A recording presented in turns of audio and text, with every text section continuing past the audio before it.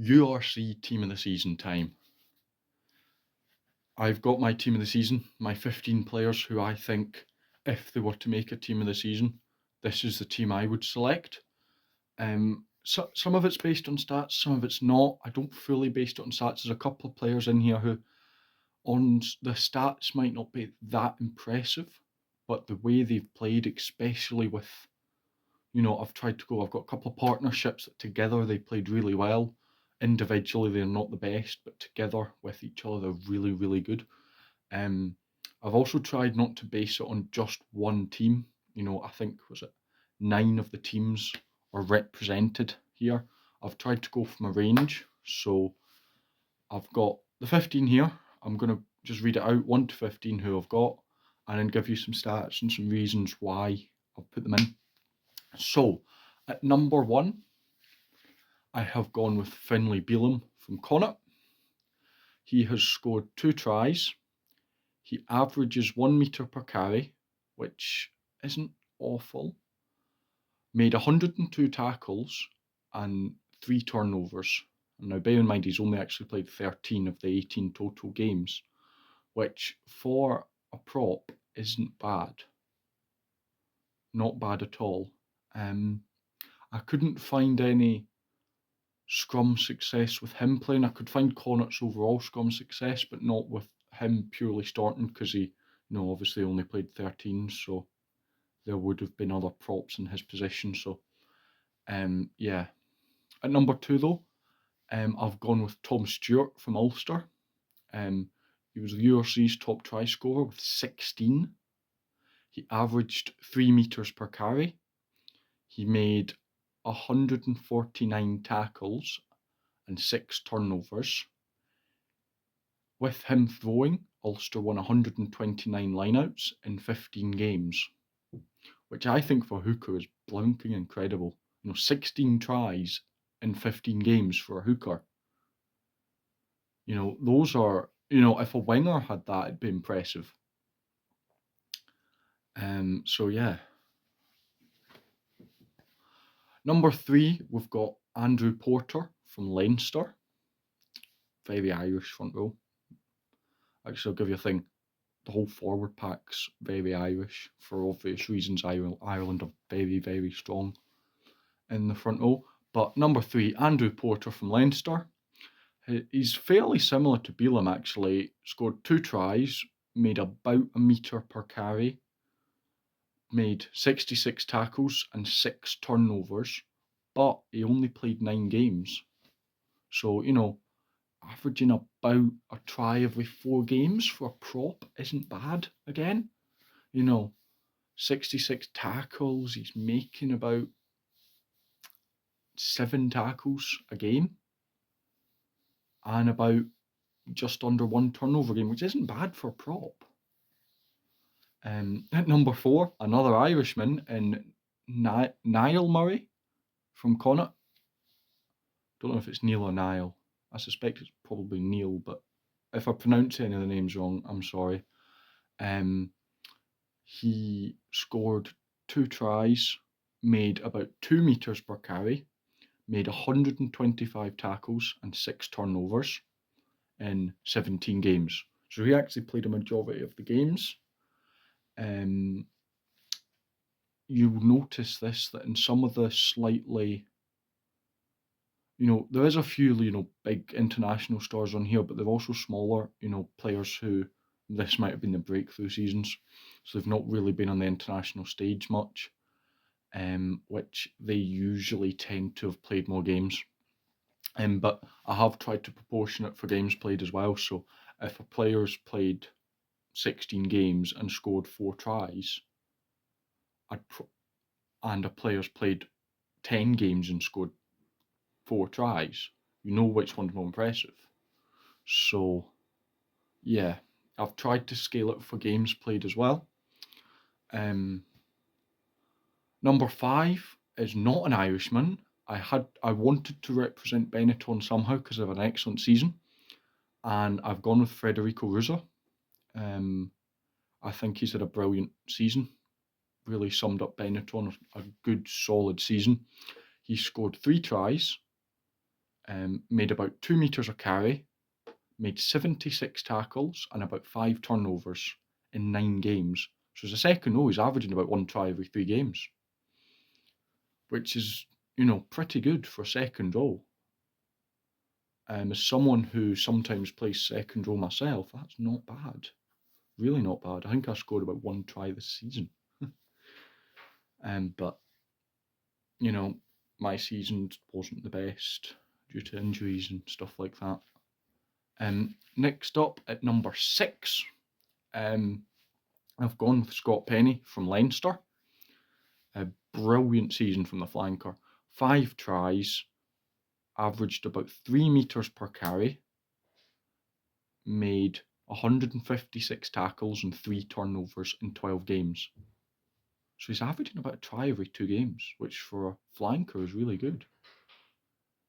156 tackles, so more than 10 tackles a game he's averaging as well, which is always, always good.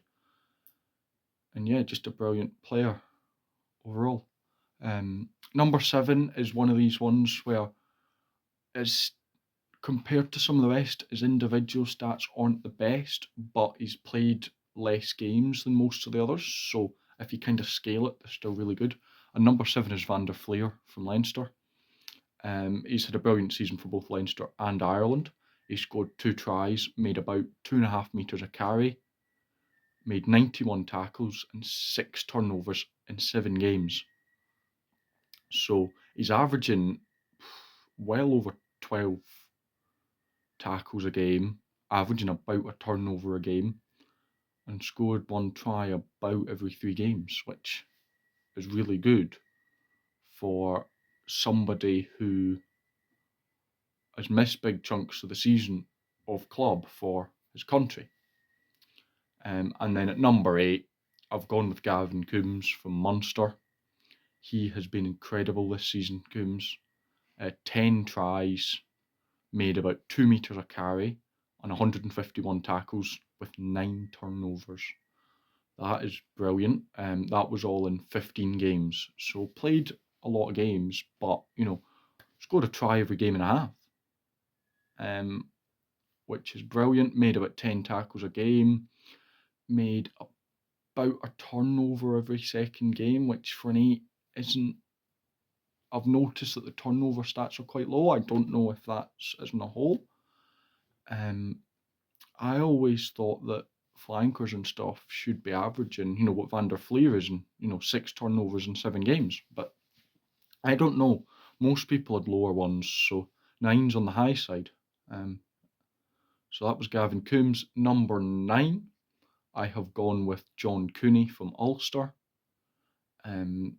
He scored 3 tries. He kicked 124 points, made about 5 metres a carry, and had 7 try assists in 16 games. So I've obviously not really put in stuff like tackle stats and stuff for the backs because, they are. If a back had the same tackle stats as a forward, it would be incredible. They average about 20 tackles a season, which isn't overly impressive, but for a back isn't too bad. But I've tried to include stuff like offloads, try assists, clean breaks, stuff like that, depending on what he's done, the player's done well in. So that was John Cooney. He did that in 16 games. I can't remember if I've already said that. Number 10, this player's been incredible. Really has. He's a magician at 10. He needs more international caps, and I'm obviously talking about Maine Libbok. Don't know if I pronounced Maine right. Maine Libbok from the Stormers. 5 tries, 183 kicked points, 8 metres a carry, 12 try assists. He played all 18 games. So that obviously says that he's not been really picked internationally for the Stormers. Because, although Stormers wouldn't have played in the Six Nations, they would have still been on the autumn tours. So he would have been away with them. But, I think if he's not one of the, if not the main 10 for South Africa in the World Cup, I am going to be very shocked. I know you've got people like, what's his name? I can't remember his name at the minute. Give me a second. Players like Willemse and Jantis, I don't know how those names didn't come to me. Those are big names, some of the best players in the world. But I think Libbok should be in that equation as well for the Cup, and I'll be very shocked if he isn't. Number 11 is a player who is also South African, and that is Curtly Arendse. I probably butchered that, from the Bulls. He scored 7 tries, made about 8 metres a carry, was top offloader in the league with 24, and made 13 clean breaks in 12 games. So averaging, more than a try every 2 games and more than a clean break every game is good, really good for a winger. I'm a big fan of his. He's up and coming. I like the kind of the Colbys, the Arendses, the Darcy Grahams, the smaller paced step wingers. I think the brilliant players. And yeah, for the centres, I'm going to do the 2 centres together because as a partnership, they've been brilliant this season. Now, bear in mind, they've only played 4 games together, and that is obviously Sione Toupilotu and Hugh Jones from Glasgow.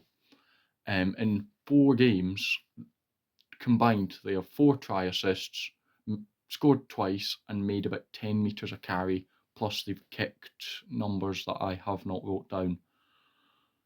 Stats aren't that impressive, but if you've ever seen them play, both for Glasgow and Scotland in the Six Nations, you know that they are a very good centre partnership, and I really think they should be Scotland's centre partnership for the World Cup, and that they will cause teams like South Africa troubles. They already caused Ireland, England, Wales, France, and Italy. Just listing all the Six Nations teams at this point, problems, because they did. So 12 and 13 is Hugh, Piloto and Jones. Number 14, I've also gone for Scotsman and Darcy Graham from Edinburgh. Now, he was injured for half the season, only played 9 games, but in those 9 games, he scored 12 tries, he made about 10 metres a carry, and 18 clean breaks, which I think for 9 games played is really good. I am so bummed he missed the World Cup. I mean, for Scotland, Kyle Steyn stepped in and did well, but I am so bummed that Darcy Graham missed the World Cup. Not the World Cup, the Six Nations. Hopefully he's in the World Cup. We really do need him. I think that he would, he scored he scored a hat-trick at the Bulls, didn't he? Against the Bulls. That was a brilliant game for him. And then last but definitely not least, I'm definitely going to butcher this name, so I apologise in advance, is Clayton Blomonjentis. I've probably butchered that horribly, but from the Stormers, he scored 6 tries, kicked 4 points, massive kicks there, but that's because Libbok mainly kicked, made 8 metres a carry and got 4 try assists. Now, the 8 metres a carry isn't that impressive for a fullback, to be honest with you, but it says that he's definitely more attacking and likes to be up in that front line with the 4 try assists and 6 tries. Now, that was in 16 games. So, yeah, that's my team of the season. So, Bealham, Stewart, Porter, Murray, Ruzza, Penny, Van der Flier, Coombes, Cooney, Libbok, Arendse, Toupilotu, Jones, Graham, and Blomonjentis. I've probably butchered half those names, but sorry. Yeah. Stick around, subscribe if you're still here and you haven't already. It means a lot to me. Stay tuned for the next one, where I think I'll be comparing this season of the URC to last season, see the similarities, the differences. I think it'll be interesting. So until then, I shall see you later.